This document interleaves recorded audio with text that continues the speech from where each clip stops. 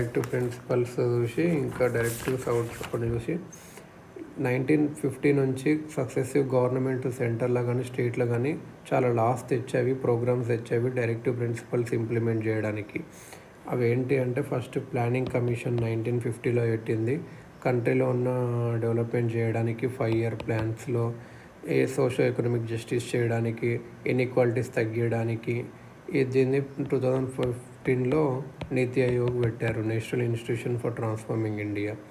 అన్ని states land reform laws తెచ్చేవి, agrarian సొసైటీలో చేంజెస్ తేవడానికి, రూరల్ మాసెస్ ఒక లైఫ్ని ఇంప్రూవ్ చేయడానికి, abolition of intermediate like zamindaris, jagirdaris, inamdars, tenancy reforms like security of tenure, fair rents etcetera, imposition of ceilings on land holdings, distribution of surplus land among the landless labor, cooperative farming ఇవన్నీ చేశారు.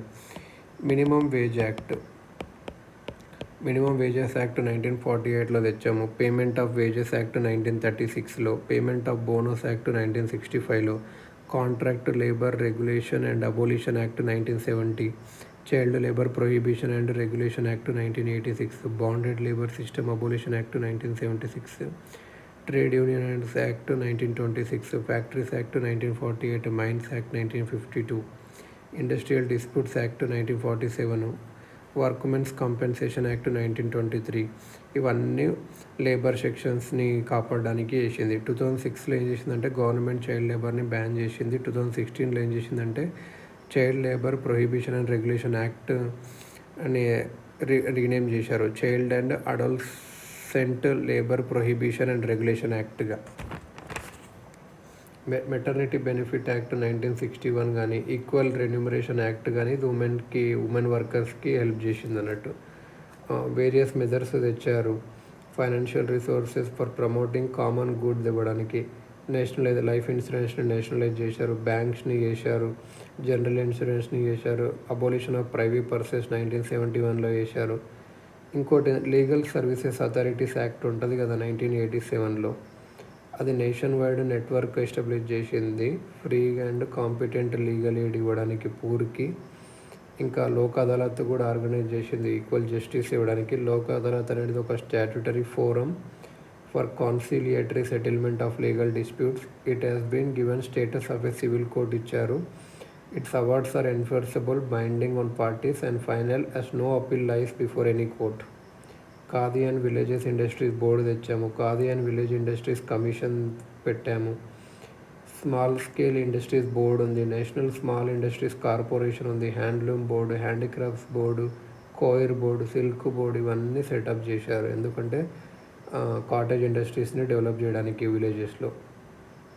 Community development programme, hill area development programme, drought prone area programme, minimum needs programme, integrated rural development programme, Jawahar Rozgar Yojana, Swarna Jayanti Gram Swarozgar Yojana, సంపూర్ణ Grameen Rozgar Yojana, national rural employment guarantee programme 2006లో ఇవన్నీ launch చేశారు. Villages ఒక living standard పెంచడానికి. Wildlife protection of 1972, forest conservation of 1980 ఇవన్నీ ఫారెస్ట్ని ఇంకా water ఎయిర్ని మంచిగా తీసుకోవడానికి. పొల్యూషన్ కంట్రోల్ బోర్డ్స్ పెట్టాము. నేషనల్ ఫారెస్ట్ పాలసీ 1988 ఫారెస్ట్ కోసం తెచ్చాము. అగ్రికల్చర్ మోడర్నైజ్ చేశాము, ఇన్పుట్స్ ఇచ్చి సబ్సిడీస్ ఇచ్చి ఎనిమల్ హస్బెండరీ సైంటిఫిక్ లైన్స్ మీద చేస్తున్నారు. పంచాయతీరాజ్ సిస్టమ్ చేశారు, గాంధీ డ్రీమ్ ఉండేది Panchayati Raj system. 73rd amendment enact చేశారు, పంచాయతీరాజ్ని కాన్స్టిట్యూషనల్ స్టేటస్ ఇవ్వడానికి 73rd అమెండ్మెంట్ యాక్ట్. ఎస్సీ ఎస్టీస్కి సీట్ రిజర్వ్ చేశారు, వీకర్ సెక్షన్స్కి కూడా, స్కూల్లో, గవర్నమెంట్ సర్వీసెస్లో, రిప్రజెంటేటివ్ బాడీస్లో కూడా. Untouchabilities Offences Act 1955, which was renamed as the Protection of Civil Rights Act 1976. Scheduled Caste and Scheduled Tribes Protection on Prevention of Atrocities Act 1989 have been enacted to protect SCs and STs from social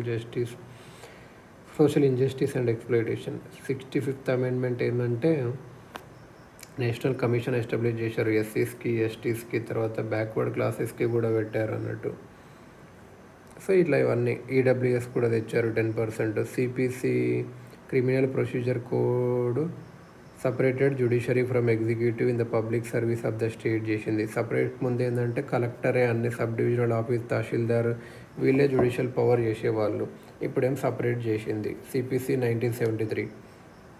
ancient and historical monuments and archaeological సైట్స్ని acts 1951 దాని ప్రకారం PHCs establish చేసాం. కౌన్సిలర్ని తగ్గించాం. Directives కొన్ని outside part 4 కూడా ఉన్నాయి. ఎక్కడ అంటే ఏంటంటే క్లెయిమ్స్ ఆఫ్ ఎస్సీస్ and STs to services. Claims of members of SC and ST shall be taken into consideration consistently with the maintenance of efficiency of administration, the making of appointments ఇవ్వడానికి mother టంగ్లో instructions ఇవ్వచ్చు. Article 350A in part 17 development of Hindi language చేయవచ్చు. ఇవన్నీ non జస్టిసేబుల్, కాకపోతే importance attention ఇచ్చారు by judiciary ఇలా అన్నట్టు.